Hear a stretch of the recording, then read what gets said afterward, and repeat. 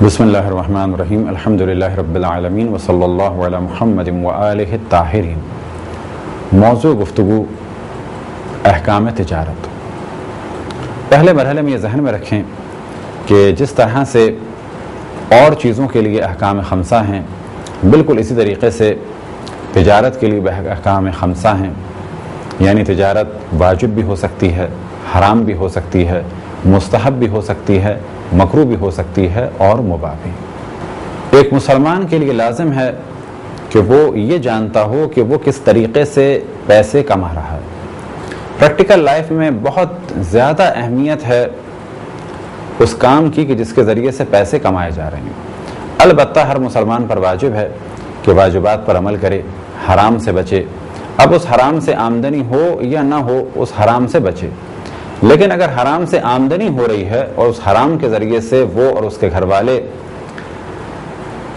پرورش پا رہے ہیں تو یہ ایک بہترین چیز ہے، کیونکہ اس حرام کے پیسے کا نتیجہ خود اس شخص میں اور اس کے گھر والوں میں اور آئندہ نسل میں ظاہر ہوگا۔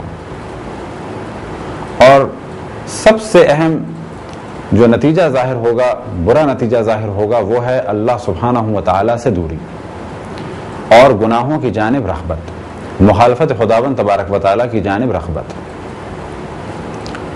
لہذا مذہب اہل بیت علیہم السلام میں بہت زیادہ تاکید ہے کہ جو بھی انسان کاروبار کرے اس کے بارے میں جانتا ہو کہ یہ کاروبار کس نوعیت کا ہے اور اسلام میں اس کے لیے کیا حکم ہے۔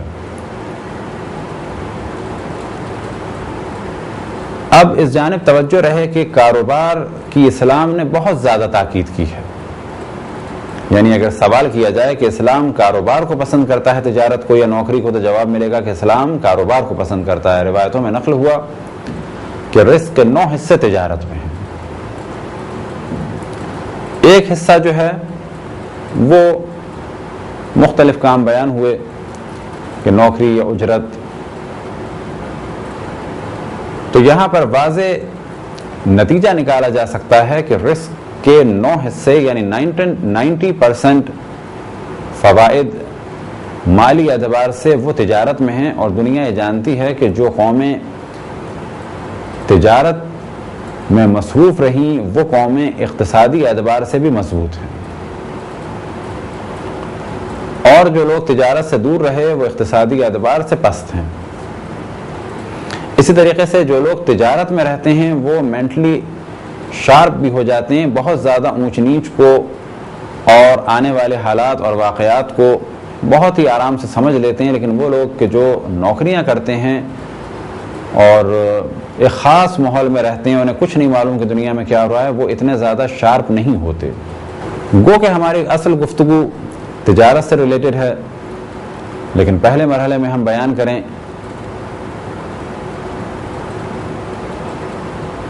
وہ موضوعات کہ جن کی جانب ہر تجارت کرنے والے کو توجہ دینی چاہیے، اور ان میں سے پہلا موضوع یہ ہے کہ تجارت اس کی حلال چیز کی ہو اور حلال طریقے سے ہو۔ بعض دفعہ چیز حلال ہے لیکن طریقہ اس کا حلال نہیں ہے۔ اسی طریقے سے تجارت اگر وہ تنہا کر رہا ہے اور تجارت کسی اور کے ساتھ کر رہا ہے تو دونوں کے الگ الگ احکام ہیں۔ شرکت کے کیا احکام ہیں وہ انشاءاللہ تدریجاً بیان کیے جائیں گے، اور یہ ذہن میں رہے کہ تجارت ہو یا کسی بھی طریقے سے حلال طریقے سے گھر والوں کا پیٹ پالنا ہو، اسلام میں اس کی بہت زیادہ فضیلت بیان ہوئی۔ لہٰذا بعض لوگ یہ تصور کرتے ہیں کہ اگر غیروں کی خدمت کی جائے تو بہت بڑا ثواب کا کام ہے، مثال کے طور پہ کوئی ویلفیئر کا کام کیا جائے، جبکہ سب سے بڑا کام یہ ہے کہ اپنے گھر والوں کے پرابلم کو سالو کیا جائے۔ جب یہاں سے انسان فارغ ہو جائے تو پھر دیگر انسانوں کے پرابلم کو سالو کرے۔ اس نشست میں زیادہ تر جو موضوعات بیان ہوں گے ان میں ہائی لائٹ کیا جائے گا حرام چیزوں کو، اور اس جانب توجہ رہے کہ حرام کام کم ہے اور حرام کام سے بچا جا سکتا ہے۔ لہٰذا بعض دفعہ مثال دیتے ہیں کہ ایک موبائل فون جو مارکیٹ میں آیا تو آپ اگر اندازہ لگانا چاہیں تو شاید اندازہ نہ لگا سکیں کہ کتنی نوکریاں حلال میسر ہوئی ہیں اس موبائل فون کے ذریعے سے۔ موبائل فون بنانے والے، موبائل فون بیچنے والے، موبائل فون کی مرمت کرنے والے، پھر موبائل فون کا جو نیٹ ورک چلاتے ہیں، یہ سارے کام جائز ہیں اور یہ آمدنی بھی جائز ہے. لیکن انہی کاموں میں اگر ریشو نکالا جائے حرام کام کا تو پتہ چلے گا وہ کم ہے. تو اسلام یہ کہتا ہے کہ جب اتنا کچھ تم کما سکتے ہو حلال طریقے سے تو کیوں اپنے آپ کو حرام میں مبتلا کرو. مثال کے طور پہ موبائل سے ریلیٹڈ جو کام ہیں تو کہا جا سکتا ہے کہ 99% شاید اس میں حلال کام ہے. حرام کام کیا ہیں؟ مثال کے طور پہ وہ افراد کہ جو پروگرامنگ کرتے ہیں کہ موبائل سروس کے ذریعے سے گانے سنے جائیں یا حرام فلمیں دیکھی جائیں،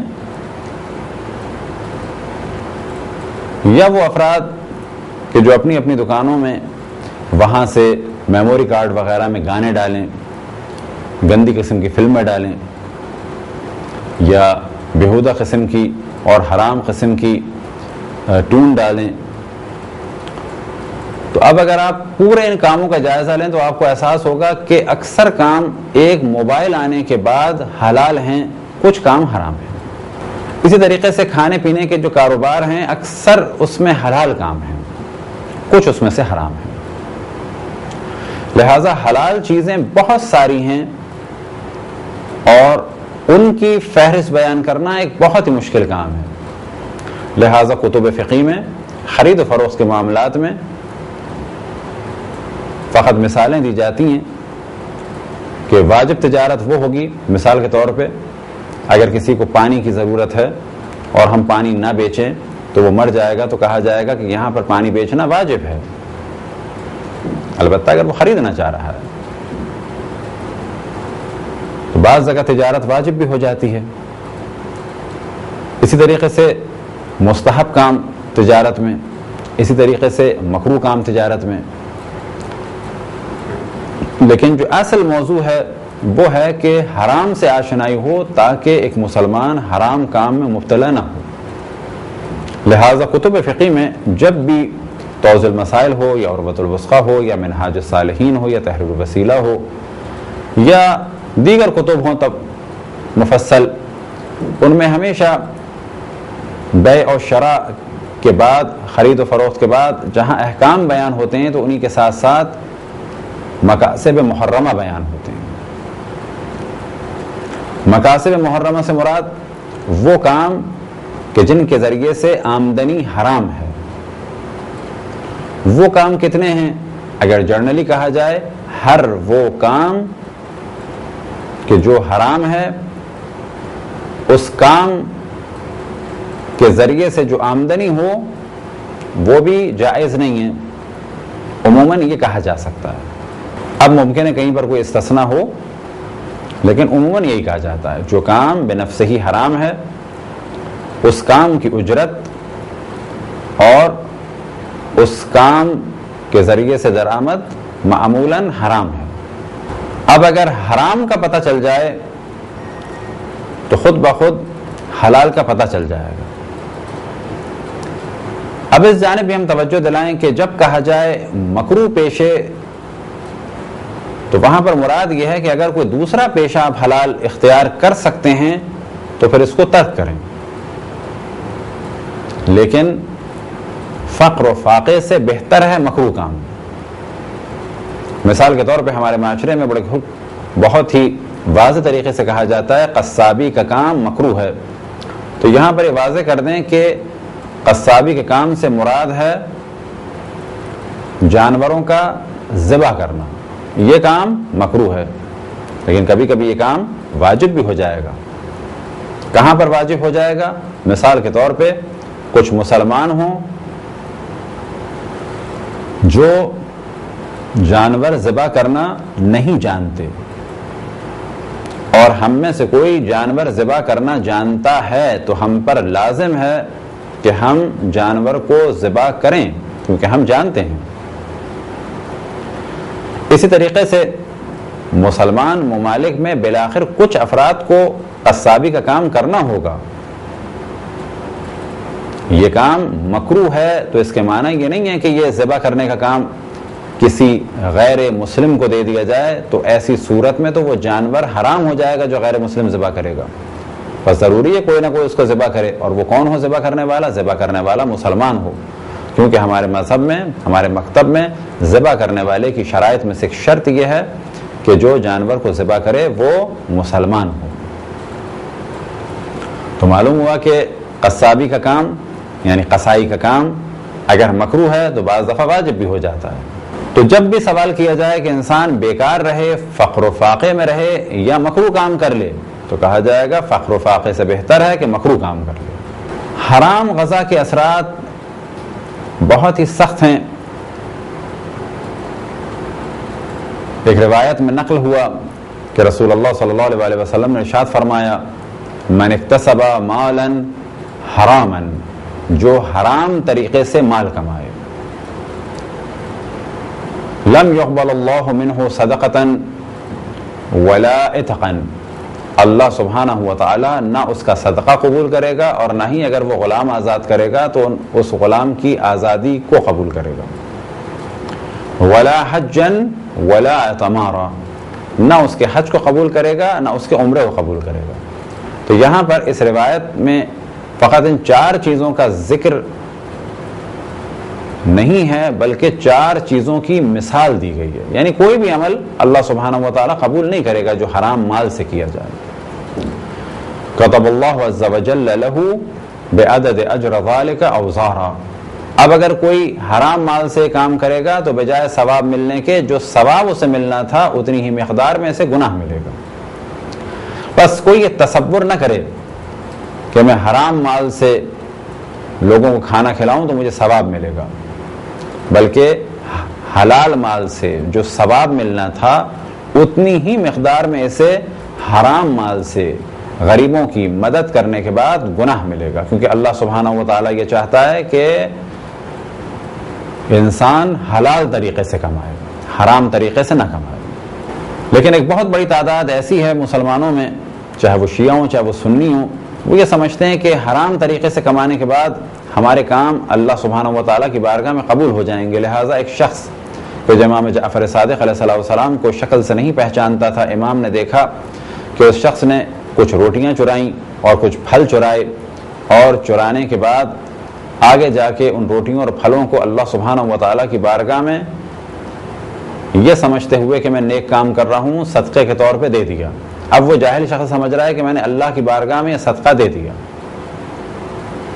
امام نے سوال کیا اس سے کہ یہ کام تم نے کیا کیا؟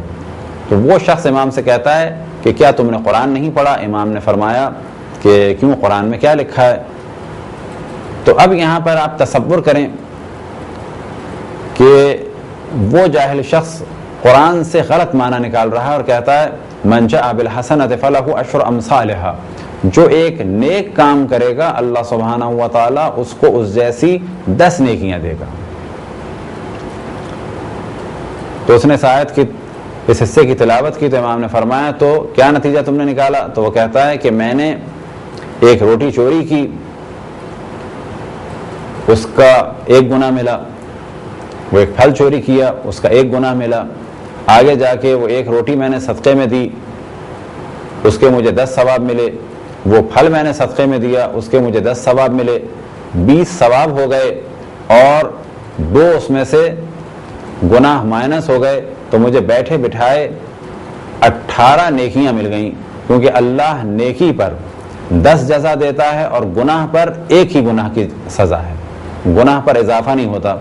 بس 2 میں نے گناہ کیے اور 20 نیکیاں کی، 20 میں سے 2 کو مائنس کر دیا، بیٹھے بٹھائے مجھے 18 نیکیاں مل گئیں. تو امام نے اس کو سمجھایا اور کہا کیا تم نے قرآن مجید کی آیت نہیں پڑھی انما یتقبل اللہ من المتقین، کہ خداوند تبارک و تعالی متقین کے اعمال قبول کرتا ہے. یعنی اگر کوئی، یہ روایت یہ ختم ہو گئی، یعنی اگر کوئی صدقہ دے تو اس صورت میں اس کا صدقہ قبول ہوگا کہ جب یہ مال حاصل کیا گیا ہوگا تقوی کے عالم میں، یعنی حلال طریقے سے، اور جب یہ صدقہ دیا گیا ہے تو یہ تقوی کے عالم میں دیا گیا ہو، یعنی حلال طریقے سے اللہ سبحانہ و تعالیٰ کے لیے، مثال کے طور پہ حلال طریقے سے مال کمایا، کسی کی توہین کے لیے صدقہ دیا، یہ صدقہ نہیں مانا جائے گا، یا یہ کہ حرام طریقے سے مال کمایا اور غریبوں کو دے دیا کہا جائے گا، یہ بھی قبول نہیں ہوگا، کیونکہ مال حلال طریقے سے نہیں کمایا، مال بھی تقوی کے عالم میں حاصل کیا گیا ہو، اور جب صدقہ دیا گیا ہے تو اس وقت بھی صدقہ کرنے والا تقوی کے عالم میں ہو، یعنی اللہ سبحانہ و تعالیٰ کی خوشنودی کے لیے صدقہ دے۔ روز عاشور امام حسین علیہ السلام نے یزیدیوں کو مخاطب کر کے ایک جملہ کہا کہ میری بات کا تم پر اثر کیوں نہیں ہو رہا، اس کی وجہ یہ ہے فقط ملئت بطونکم من الحرام، کیونکہ تمہارے پیٹ حرام سے بھر چکے ہیں۔ تو یہاں پر توجہ رہے کہ جن کے پیٹ حرام سے بھر چکے ہوتے ہیں وہ اللہ رسول اور ائمہ علیہم السلام کی باتوں کو بڑی جلدی قبول نہیں کرتے، ممکن ہے قبول کر لیں لیکن یہ حرام مال انہیں حق کو قبول کرنے سے روکتا ہے، اور حلال مال انہیں حق کو قبول کرنے کے لیے تیار کرتا ہے، ان کی روح کو پاک اور پاکیزہ کرتا ہے، اور حرام مال حرام کھانے والوں کی روح کو خبیث سے خبیثتر کر دیتا ہے، جتنا جتنا وہ کھاتے چلے جاتے ہیں روح میں خباثت پیدا ہوتی چلی جاتی ہے۔ یہی وجہ ہے کہ حرام کھانے والوں پر، حرام کرنے والوں پر نصیحت کا اثر نہیں ہوتا۔ جس طرح سے سابقہ دور میں انبیاء اور ائمہ کی بات کا اثر نہیں ہوتا تھا حرام کھانے والوں پر، آج بھی دیکھنے میں آتا ہے کہ علماء کے اکثر مخالف وہ افراد ہیں کہ جو حرام طریقے سے کما رہے ہیں۔ اب یہ بھی ذہن میں رکھیں کہ حرام کھانے سے مراد بھی فقط خاص نہیں ہے، بلکہ حرام کھانے سے مراد یہ بھی ہو سکتی ہے کہ جو زکوٰۃ اور خمس ادا نہ کرے، جو وہ کھا رہا ہے وہ حرام ہے۔ اسی طریقے سے وہ مال کے جو حرام طریقے سے کمایا گیا ہو وہ بھی حرام ہے۔ اسی طریقے سے کمایا تو حلال طریقے سے ہے لیکن وہ کھانا نجس ہے، بس ممکن ہے کسی نے محنت کی ہو، مزدوری کی ہو اور حلال آمدنی سے ایک نجس کھانا خریدا ہو، تو کہا جائے گا کہ پیسے حلال کے دیے لیکن یہ کھانا نجس تھا۔ تو حرام کھانا نجاست کے اعتبار سے بھی ہو سکتا ہے، اور جس چیز کے ذریعے سے وہ حرام کھانا خریدا گیا ہے اس اعتبار سے بھی ہو سکتا ہے، یا یہ کہ اس پر خمس و زکوٰۃ اور اللہ سبحانہ و تعالیٰ کے حقوق واجب ہو چکے تھے۔ تو ایک مومن پر لازم ہے کہ وہ واجبات اور محرمات کو جانتا ہو۔ مولا امیر المومنین علیہ السلام کے بارے میں نقل ہوا کہ اب بازار کوفہ میں نکلتے تھے اور لوگوں سے حرام و حلال کے مسائل پوچھتے تھے۔ اسی طریقے سے امام جعفر صادق علیہ السلام سے نقل ہوا کہ آپ فرماتے ہیں کہ جو تجارت کرنا چاہے اس پر لازم ہے کہ وہ تجارت کے مسائل سے آشنا ہو، کیونکہ اگر وہ آشنا نہیں ہوگا تو کبھی بھی حرام میں مبتلا ہو سکتا ہے۔ تو یہ تو ایک مختصر سی گفتگو تھی فقط اس بارے میں کہ تجارت کے احکام کو سمجھنا اور اس کے واجبات کو اور اس کے محرمات کو اور مستحبات اور مکروہات کو سمجھنا ہر مومن کی ذمہ داری ہے۔